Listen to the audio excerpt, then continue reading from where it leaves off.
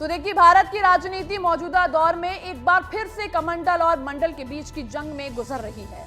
BJP और India गठबंधन की ये लड़ाई है। बीजेपी जहां राम के नाम पर पूरे हिंदू समाज को एकजुट करने में लगी है, तो वहीं पर इंडिया गठबंधन के तमाम घटक दल जो है वो आरक्षण के मुद्दों को हवा देने में लगे हैं। यानी इसके लिए कैसे पासे फेंके जा रहे हैं उसकी भी चर्चा हम करेंगे। लेकिन देखिए, सबसे पहले बात जननायक कर्पूरी ठाकुर की करते हैं, जहां पर उसको भारत रत्न देने के यहां पर बड़ा फैसला लिया गया है।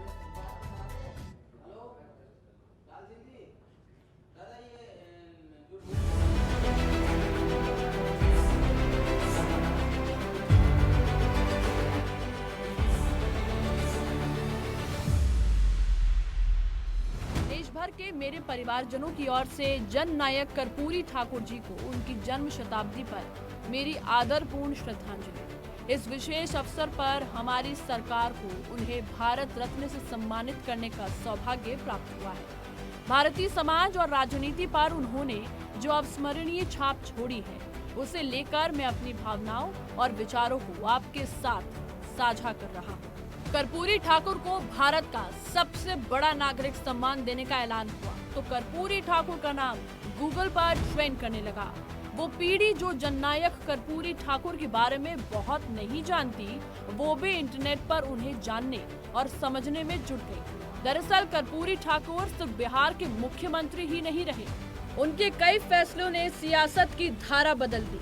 कर्पूरी ठाकुर ने जो फैसले लिए, आज भी उसकी चर्चा होती है। 2 बार के मुख्यमंत्री रहे कर्पूरी ठाकुर की राजनीतिक हैसियत बहुत बड़ी है। जिस देश में राजनीति जाति पर होती है, वहां ऐसे व्यक्ति का मुख्यमंत्री बनना बहुत बड़ी बात है, जिसकी जाति की आबादी 2% से कम हो। और तो और बिहार में सभी पार्टियां कर्पूरी की विरासत पर दावेदारी जताती है।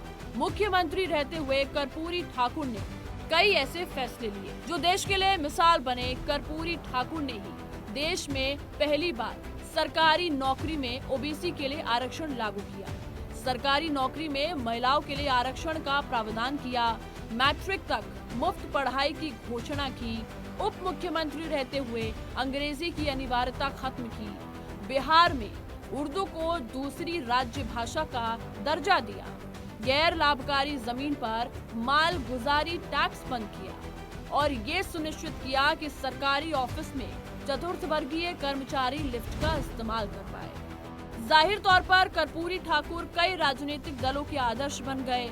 आज तमाम राजनीतिक दल कर्पूरी के रास्ते पर चलने की बातें करते हैं और पिछड़ों की राजनीति उनके नाम के बगैर आज भी नहीं सदती। ब्यूरो रिपोर्ट, सच पे धड़क। तो कर्पूरी ठाकुर की जन्म शताब्दी से ठीक पहले भारत रत्न देने का ऐलान किया गया। अब भारत रत्न पाने वाले बिहार की तीसरी शख्सियत है कर्पूरी ठाकुर। सरकार के इस फैसले के पीछे की राजनीति की भी हम चर्चा करेंगे, लेकिन देखिए, पहले ये भी जान लेते हैं कि भारत रत्न मिलने का आखिर मतलब क्या होता है और ये किन लोगों को दिया जाता है। देखिए, पुरस्कार के रूप में क्या मिलता है और सबसे पहले किन्हें मिलता था भारत रत्न। दरअसल देखिए, बात करें तो भारत रत्न देश का सबसे बड़ा नागरिक सम्मान है। ये उन शख्सियतों को दिया जाता है जिनका कला, साहित्य, विज्ञान, समाज सेवा और खेल के क्षेत्र में उल्लेखनीय और असाधारण योगदान दिया गया है। भारत रत्न देने की शुरुआत 1954 में हुई। तब आजाद भारत के पहले गवर्नर जनरल चक्रवर्ती राजगोपालचारी, डॉक्टर सर्वपल्ली राधाकृष्णन और वैज्ञानिक चंद्रशेखर वेंकटेरम को भारत रत्न दिया गया। भारत रत्न देने के लिए नाम की सिफारिश प्रधानमंत्री द्वारा राष्ट्रपति से की जाती है।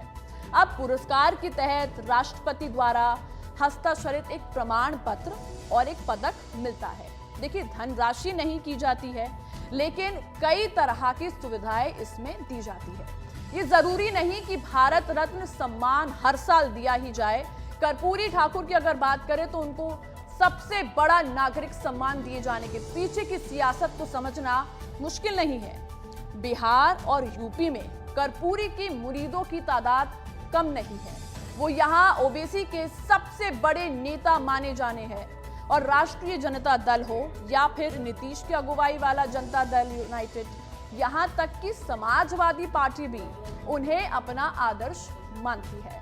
अब देखिए, ओबीसी को सबसे पहले आरक्षण देने वाला कर्पूरी ठाकुर को भारत रत्न देकर बीजेपी ने ये संदेश देने की कोशिश की है कि बीजेपी ओबीसी के हितों की अनदेखी करने वाली पार्टी नहीं है। खुद प्रधानमंत्री कई भाषणों में बता चुके हैं कि वो ओबीसी से आते हैं। अब मध्य प्रदेश की बात करें तो वहां मोहन यादव को सत्ता की चाबी सौंपने के पीछे भी बीजेपी की ही मंशा लोकसभा चुनावों के मद्देनजर ओबीसी वोट बैंक को साधने की ही थी। आपको बता दें कि बिहार में अभी जातीय गणना का काम पूरा हुआ है, जहां बीजेपी इसका विरोध करती रही। सुप्रीम कोर्ट में भी इसके विरोध में केंद्र सरकार ने अपना पक्ष रखा है। आखिरकार जातीय गणना का रास्ता साफ हुआ और बिहार सरकार ने ये काम पूरा करने के बाद बिहार में ओबीसी का आरक्षण 18% कर दिया है। राहुल गांधी ने अपने भाषणों में देखिए ऐलान किया कि अगर कांग्रेस केंद्र की सत्ता में आई तो जातीय गणना देश भर में कराई जाएगी और जिसकी जितनी आबादी है उतनी उसकी भागीदारी होगी। ये भी बताने की कोशिश की गई कि बीजेपी आरक्षण विरोधी है, लेकिन कर्पूरी ठाकुर को ये सम्मान देकर बीजेपी ने साफ कर दिया कि वो आरक्षण की हिमायती है और इसलिए कर्पूरी उनके भी आदर्श है।